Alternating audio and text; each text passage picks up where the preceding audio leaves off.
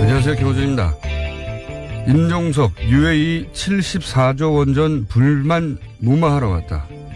작년 조선일보가 시작한 UAE 관련 의혹들의 첫 출발이 된 기사입니다. 문재인 정부가 탈원전을 선언하자 UAE가 국교 단절 등 외교 참사가 시작됐다는 내용인데요. 이 기사 이후 지난 한 달간 온갖 소설이 난무했죠. 그러다 김종대 의원이 비밀 군사협정이 핵심이라는 문제 제기 이후 관심의 대상이 군사협정으로 옮겨지자 조선일보는 UAE와 군사협정은 이명박이 아닌 노무현 정부 때 체결, 이런 기사를 냅니다. 문재인 정부가 맺은 협정은 대부분의 우방국과 체결하는 일반 협정에 불과하며 UAE 비밀협정과는 전혀 다르다는 걸 몰라서 이런 기사를 낸 게 아니죠. 물타기 한 거죠. 그리고 이제 김태현 전 장관의 실토로 그 비밀협정의 실체가 밝혀지자 조선일보는 적폐청산 소동이 부른 평지풍파라는 사설을 냅니다. 이 모든 게 적폐청산한다면서 UAE와의 협약을 잘못 건드려 그랬다는 겁니다. 헌법을 위반하고 국회와 국민을 속이고 우리 군대가 중동전쟁에 자동 개입하도록 맺은 이 엄청난 비밀협약을 문제 삼지 않고 그 문제를 해결하려 하는 걸 문제 삼습니다. 이 정도 되면 정신건강에 문제가 있는 거다. 김어준 생각이었습니다.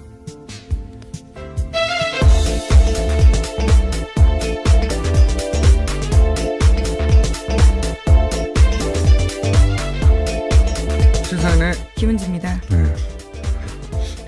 조선일보가 이렇게 이런 정황적 논리적 코너에 이렇게까지 몰리는 경우는 잘 없어요. 네. 왜냐하면 그 전에 진작에 발을 빼거나 다른 물타기로 빠져나가고 하는데 이번에는 못 빠져나갔잖아요. 예, 한 달 가까이 오보 행렬을 하고 있습니다. 네. 그래서 이제 어제 기사를 낸 건데, 사설을 낸 건데, 굉장히 재밌습니다. 거기 뭐라고 되어 있냐면, 이제 국회 동의 없는 파병 약속은 위헌이다, 이런 지적이 있잖아요. 여기에 대해서 조선일보가 이렇게 썼어요. 실제 파병이 이루어지려면 국회 동의가 필수여서 위헌 주장은 맞지 않는다. 이거 조선일보 문장 그대로 읽은 겁니다. 이게 보세요. 국회 동의가 필수인 걸 몰래 약속해서 위헌이라고 하는데 실제 파병이 이루어지려면 국회 동의가 필수여서 위헌 주장은 맞지 않는다. 이게 뭡니까? 이건 논리의 기본이 없어요. 무슨 말인지 모르겠어요. 제가 웬만하면 새겨서 알아듣는데 그냥 위헌이 아니라고 하고 싶은데 논리가 안 되니까 어거지를 피우는 거예요. 보수의 아젠다 세터라고 불렸는데 조선일보가 거기서 무려 사설로 이 사항을 종합해서 이런 거라고 주장한 건데 철회할 수준이다 지금 현재. 말도 안 되는 얘기를 하고 있습니다. 네. 그 얘기까지 해놓고 오늘 첫 뉴스도 시작해볼까요? 네, 어제 문재인 대통령 신년 기자회견이 있었습니다. 관련된 뉴스들이 많은데요. 먼저 남북 관계에 대해서는 대화를 통해서 한반도 비핵화를 진전시키겠다라고 밝혔습니다. 다만 한국 단독의 대북 제재 해제는 없다라고 선을 그었는데요. 문 대통령은 여건이 조성되면 언제든 정상회담에 응할 것이라면서도 남북 관계 개선과 북핵 문제 해결은 따로 갈 수 있는 문제가 아니다라고 말했습니다. 또 회담을 위한 회담은 목표가 아니다라고도 밝혔고요. 이 내용은 이제 오늘 나오는 게스트들하고 계속 반복 언급될 사항인데 신년 기자회견이 꽤 화제가 됐어요. 여러 가지 내용들이 나오고 형식도 좀 달라가지고. 예. 그러면서 제가 개인적으로 가장 주목했던 대목은 뭐냐면 이 얘기하다가 트럼프 대통령의 공이 매우 크다고 생각한다. 이 네, 대목. 외신 기자의 질문이었습니다. 네, 이 대목이 개인적으로는 하이라이트라고 생각해요. 왜냐하면 트럼프 대통령이 기여한 바 있긴 있어요. 어떤 경우를 기여했냐면 이거 전 세계인들로 하여금 미국한테만 맡겨놓으면 큰일 나겠다 이거. 이 생각을 모두에게 심어줬고 그래서 이거 한국이 주도적으로 이 문제를 풀어야지 트럼프한테 맡기면 큰일 나겠다 하는 생각을 심어줌으로 해서 우리가 운전석에 앉는데 큰 도움을 주었다. 두 번째로는 그러는 데 있어서 가장 중요한 건 예를 들어서 미국 거대한 미 국무부를 상대하는 게 아니라 트럼프 칭찬을 잘해주면 된다. 이 두 가지를 우리한테 깨닫게 해준 거죠. 예. 그래서 저는 이 멘트가 트럼프 관리였고, 예, 매우 잘하고 있는 것이다. 예. 네, 어제도 두 사람 간의 전화 통화가 있었는데요. 어제도 트럼프 공을 굉장히 지켜 세웠습니다. 문재인 대통령이요. 그랬다고 해요. 예.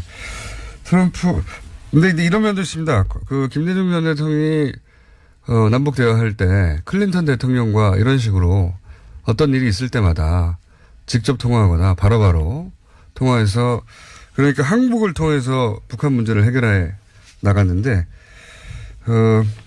트럼프 대통령과도 이것은 나를 통해서 트럼프 대통령은 이제 자기 중심으로 생각하니까 뭐든지 나를 통해서 북한 문제가 해결되어 가는구나라고 생각하게끔만 만들어주면 되는 거죠. 예.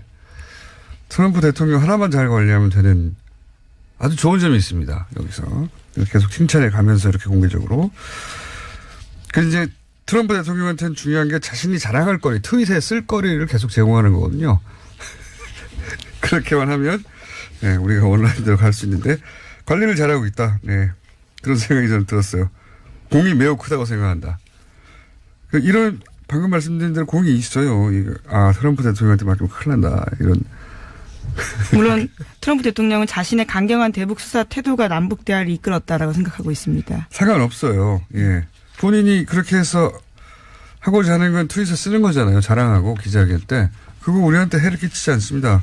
예, 어제 첫 국무회의에서도요, 관련된 자랑을 또 했다라고 합니다. 미국에서. 예. 예. 인터뷰 물어보면 계속 그 얘기 나와요. 한국의 문재인 대통령이 자기를 칭찬했다고, 고맙다고 했다고. 예. 아주 좋아요. 어떤 의미에서는 아주 편하게 됐습니다. 자, 다음 뉴스는요.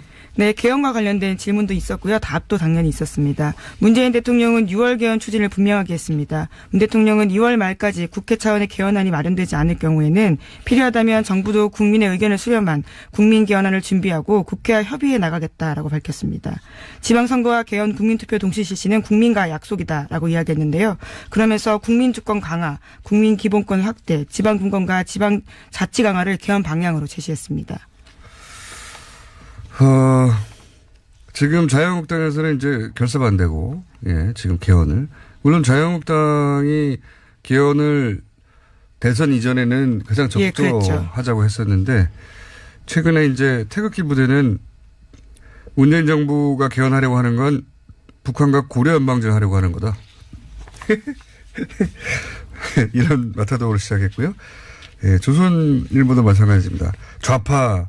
예, 사회주의 이런 키워드를 쓰면서 공격하고 있습니다. 사회주의를 만들려고 지금 이런 개헌을 하려고 하기 때문에 그러니까 개헌을 반대하려고 하는데 왜냐하면 이제 지금 현 정부의 인기가 워낙 높기 때문에 지금 개헌에서는 현 정부가 유리한 결과가 나오지 않겠는가 이런 생각에서 그런데 자기들이 개헌을 한다고 했다가 이제 반대하는 데 대해서 공격을 받을 것 같으니까 우리가 반대하는 거는 문재인의 개헌 시도는 사회주의, 고려연방제 1위로 가려고 하는 것 때문에 반대하는 거라고, 예, 지지자들을 현혹하는 것인데, 그 작업을 하고 있습니다. 네, 조선일보도 나서 있고. 개헌 관련해서 그렇고요. 다음 뉴스는요? 예, 또 아랍에미리트 관련된 질문도 있었습니다. 최근에 제기되었던 의혹들에 대해서 직접 이야기를 한 건데요. 그동안 속 시원하게 말하지 못한 것은 아랍에미리트 정부가 공개를 원하지 않았기 때문이다라고 말했습니다. 비공개 협정 내용에 대해서 불합리한 부분이 있다면 수정하겠다라는 입장도 함께 이야기했는데요. 적절한 때를 골라서 협정 내용도 공개할 수 있다라고 밝혔습니다. 알겠습니다. 이건 뭐 지금 언급할 수 없겠죠, 당연히. 자. 다음 내용은 뭐가 있습니까? 예, 또 어제 기자회견 같은 경우에는요, 질문자를 지목하는 방식으로 진행됐습니다. 그래서 기자들도 지명을 받기 위해서 치열한 경쟁을 했는데 다양한 모습들이 있었습니다. 큰 종이로 글씨를 써서 대통령에게 보이기도 하고요. 평창 마스코트 인형까지 등장했습니다. 이거 재밌었어요. 예, 굉장히 재밌었고 그러다 보니까 이거 우리 처음 하는 거거든요. 이렇게 잘 안 합니다. 예, 다른 나라에서도 자유롭게 질문하라고 하지만 질문자를 정해놓거나 제한하거나 하는데 그러다 보니까 이제 해프닝도 좀 있었던 것 같고 요거 관련해서는 정청래 의원이 꼭 자신이 할 말이 있다고 시간을 짧게 빼달라고 해서 전화 연결할 예정인데 정청래 의원의 성향으로 보아 혹은 집과의 거리로 보아 또 직접 걸어올지도 모릅니다. 근데 아직 모르겠습니다. 자신에게 3분만 달라고 했는데. 자, 요 사안을 그래서 정청래 의원과 잠깐 나누기로 하고 전 의원과. 다음 뉴스는요? 네, 문재인 대통령이 어젯밤 도널드 트럼프 미국 대통령과 전화통화했습니다. 남북 대화가 북한 평창 동계올림픽 참가를 넘어서 자연스럽게 한반도 비핵화를 위한 북미 대화로까지 이어질 가능성이 있다라는 인식을 공유했다고 어제 청와대가 밝혔습니다. 어젯밤 10시부터 30분 동안 이뤄졌는데요. 남북 고위급 회담 결과를 공유하고 이 같은 평가를 내렸다라고 합니다. 특히 트럼프 대통령은 적절한 시점과 상황 하에서 미국은 북한이 대화를 원할 경우 열려 있다라고 이야기했다고 합니다. 그러니까 아까 말씀드렸다시피 클린턴 대통령과 김대중 대통령이 그랬다고 하고 직접 주요한 사안들이 있을 때 항상 통화를 하거나 또 한 달이 정도만 거쳐서 바로 이야기를 전했다고 하고 실시간으로 트럼프 대통령한테 이게 더 중요한 것이 당신이 항상 중요하다. 예. 그리고 당신이 다 해결한 거다. 예. 그렇게 믿게 만들어줘야 어깃장을 안 놓는 양반이고 신나서 편들어주고 자기 자랑할 거리를 안겨주면 되는 거거든요. 예, 트윗 거리를 주면 되는 거다. 예, 중요한 것은 트럼프에게 트윗할 거리를 주면서 하면 된다. 예, 이것이 제가 그동안 1년 가까이 관찰하며 얻은 결론입니다. 예, 그래서 어제 통화 이후에 첫 국무회의 백악관에서 열렸는데요. 이때도 통화 내용 소개하면서 이렇게 이야기했습니다. 문 대통령과 얘기를 했는데 그는 우리가 한 일에 대해서 매우 감사해야 한다. 우리는 매우 좋은 대화를 나눴고 우리는 그것이 어디로 갈지 지켜보겠다라고 했습니다. 그러면서 자신들의 대북 강경 태도가 없었다면 절대 남북 대화는 없었을 거다라는 이야기를 다시 한번 강조했습니다. 네. 아니 그렇게 믿게 만들면 되는 거예요. 실제가 아니어도. 예측 가능한 사람이다. 점점 보다 보니까 이거 그렇지 않았어요. 정청래 의원이 걸어왔습니다. 걸어와서 지금 잠시 옆에 앉아 계시고 잠시 얘기 나누기로 하고 나머지 짧게 진행해보죠. 예. 예, 다스와 관련된 소식도 빼놓을 수가 없는데요. 다스의 실소유주가 이명박 전 대통령이라는 의심이 한 축에는 다스 140억 원 있습니다. 계속해서 전해드린 바가 있는데요. 민간 기업인 다스가 BBK 투자금 140억 원을 돌려받는 과정에서 청와대 등이 개입했다라는 겁니다. 뉴스공장에서 여러 차례 전해드린 바가 있는데요. 당시에 이 일에 관여했던 한 청와대 행정관 멘트가요. SBS에 나왔습니다. 자신은 김재수 총영사가 시켜서 했다라는 건데요. 그런 관련된 문건을 작성하게 된 경위에 대해서 이야기했습니다. 알겠습니다. 예, 이건 뭐 저희가 직업대로 얘기한 건데, 예. 다스는 이명박 전 대통령과 전혀 상관없다고, 이명박 대통령이 주장하는 사기업에 불과한데, 왜 LA 영사가, 김대중 이상원 회장한테 전화를 안 하고, 이명박의 청와대에 전화해서 이런 보고를 하고, 예. 말이 안 된다. 근데 이제 구체적으로 좀 정황들이 드러나고 있고, 이거를 다른 언론들도 구체적으로 보도하고 있습니다. 자, 정청래 의원이 옆에서 자꾸 하고 있기 때문에 빨리 끝내라고 본인 발언 시간을 확보하기 위해서. 자, 제목 정도 한 두세 개 짚고 넘어가죠. 네, 그러시죠. 그러면 더불어민주당 적폐청산위원장인 박범계 의원이 어제 정호영 BBK 특검의 해명 자료에 대해서 비판하는 내용을 밝혔는데요. 다스경리 담당자와 협력업체 직원의 횡령을 확인해 놓고도 구속영장을 청구하지 않았다라는 해명은 황당하다라고 비판했습니다. 이 중에 제일 황당한 건 저도 봤는데 왜 구속영장을 청구하지 않았냐. 구속영장이 기각되는 경우 수사 상황만 언론에 노출돼서. 근데 이런 해명은 진짜 구속영장 기각을 우려해서 죄를 봐줬다는 거 아닙니까? 이거 말이 됩니까? 예, 특검이 끝나고도 검찰에 수사 의뢰할 수 있는데요. 그것도 하지 않았습니다. 그 120억을 횡령했는데 구속영장 기각될까 봐 죄를 봐줬다. 이 말, 듣도 보도 못한 해명이에요. 이런 해명을 해놨습니다. 그러니까 이제 적폐청산위원장으로 한마디 하지 않을 수 없었던 거죠. 말이 안 되는 속아웃을 일이라고 논평을 했고요. 근데 다만 이제 서울동부지검 같은 경우에 전직 검찰이자 현직 검찰이 다 연루된 사안이거든요. 그래서 부담이 돼서 수사를 제대로 할 수, 의문 그만하세요, 의원님. 빨리 끝내세요.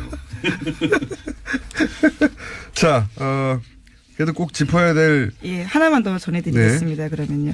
어제 이명박 정부 시절 국정원에서 댓글 외곽팀 활동을 했던 유성옥 전 심의전단장에 대한 재판이 열렸습니다. 여기서 유 전 단장이 원세훈 전 국정원장의 취임 직후 보고한 업무 문건이 공개가 됐는데요. 해당 문건에는 원세훈 전 국정원의 첫 번째 임무로는 좌파 무력화였다라고 합니다. 구체적으로 온라인에서 좌티즌, 자발하기 등의 용어를 만들겠다는 활동 방안도 담겨 있었습니다. 프레임의 가독인데 좌파 무력화가 아니고 기본적으로 이제 정권에 반대하면 그게 우파든 좌파든 상관없어요. 하여튼. 예, 문건엔 그렇게 쓰여 있었습니다. 자, 그렇게 프레임 잡기부터 시작했다는 거고. 그럼 옆에 앉아 계신 정청래 전 의원 신년 기자회견 관련해서 꼭 짚어야 할 세 가지가 있다고 저희 제작진에 새벽에 연락해가지고 나갈까 전화할까 그래서 제작진이 틀림없이 가까우니까 또 걸어올 것이다. 아니다 이번엔 전화할 것이다 했는데 역시 걸어오셨습니다. 내기를 했어요. 내기. 여러분 안녕하십니까.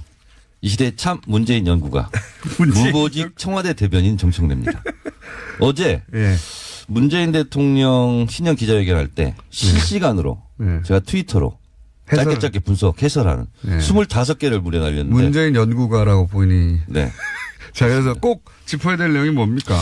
어제 신년 기자회견은 내용도 내용이지만 세상이 달라졌다 하는 것을 보여준 매우 유의미한 그런 기자회견. 거기까지 우리가 다 했는데 이미. 그렇습니까? 예. 네. 새로운 형식, 새로운 포맷이라고. 조선시대 예. 허준 선생의 동의보감의 예. 정신. 네. 그것이 8자거든요. 통즉 불통, 불통즉 통. 통하면 불통, 아프지 않다. 불통, 통하지 않으면 즉통, 아프다. 지금까지 기자회견도 그렇고 이명박근혜 정권 동안 아팠거든요. 통하지 않았어. 근데 어제는 잘 통하는 기자회견이었다. 이거 긴급하게 나올 정도의 내용은 아닌 것 같은데요. 이거는 10년 동안 제가 이렇게 인사말이라든가 이렇게 할 때 항상 인용했던 빨리 본론으로 들어가죠. 말이거든요. 네. 질문하세요. 저도 질문 받고 싶어요. 아니 꼭 짚어줘야 되는 다른 사람은 짚을 수 없는 세 가지를 내가 짚겠다 했는데 그 짚기 전에 보통 의원님 시간이 별로 없어요. 일반 언론에서는 키워드로 분석해서 국민이 몇 번 사용됐다 이렇게 했는데 저는 문장으로 분석을 했어요. 193개의 문장이 사용됐는데요. 그중에서 제일 많이 사용한 문장이 30개 문장이 한반도 평화 남북 문제였고요. 25개 문장이 복지국가 건설 부분이었고 19개 문장이 위안부 문제였어요. 그러니까 어제 대체적으로 외교안보 분야 남북관계 뭐 복지국가 이런 것은 예상이 됐었는데 단일한 사안으로 가장 많이 힘주어서 얘기한 부분은 위안부 문제였다. 무려 19문장이었어요. 이런 게 좀. 의원님 지금 3분밖에 안 남았어요. 나머지 2개 언제 나옵니까? 기자회견 형식이 굉장히 파격적이었다. 이런 건 다 아시는 내용이고요. 아시는데. 근데 르몽드지라든가 CNN 같은 경우는 문재인 대통령에서 굉장히 칭찬 일색이거든요. 심지어 조선일보조차 오늘 이제 사설에서는 정상회담이라든가 남북관계에 대해서 굉장히 이렇게 좀 칭찬하는 기조인데 저는 왜 이런 게 빠졌을까? 어제는 토론이 가능하고 어떤 질문이라도 소화할 수 있는 대통령이 그런 모습을 보았거든요. 근데 그거를 좀 참 괜찮다. 대통령이 이런 모습, 국정 전반을 파악하는 모습 이런 부분에 언급한 언론은 없더라고요. 좀 아쉬운 부분이었습니다. 의원님은 점점 과연 중요한 내용이 나올 거 의구심이 들고 있는데 네. 꼭 이거 내가 꼭 해야 한다. 네, 어제 정상회담 관련 부분인데요. 그런 제가 언론을 다 살펴봤는데 분석한 기사가 없더라고요. 그래서 제가 분석을 좀 해드리려고 그러는데요. 정상회담 관련. 네. 여건이 조성되면 이란 단서 조항을 걸었습니다. 그 여건을 조성되면 그것이 뭐냐면 가장 중요한 게 긴밀한 한미 공조거든요.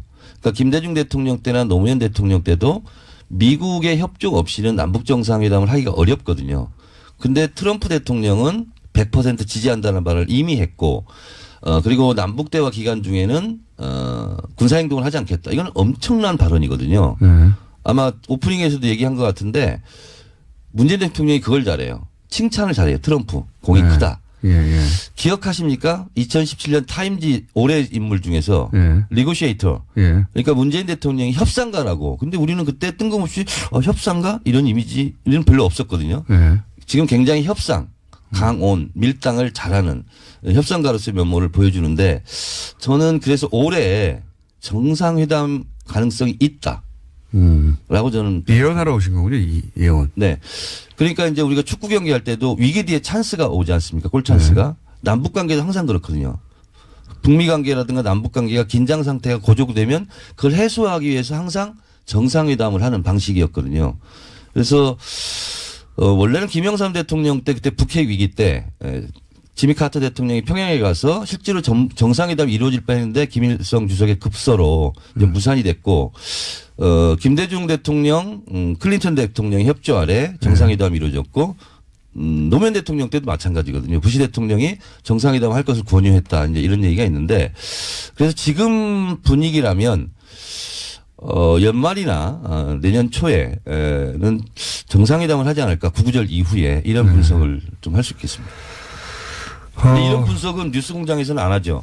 아니 그거는 할 수 있는데 의원님만 할 수 있는 거 아직 1분 남았는데 1분 내에 뭔가 해주시고 하셔야지. 이제 정상회담이 제일 큰 건데 네.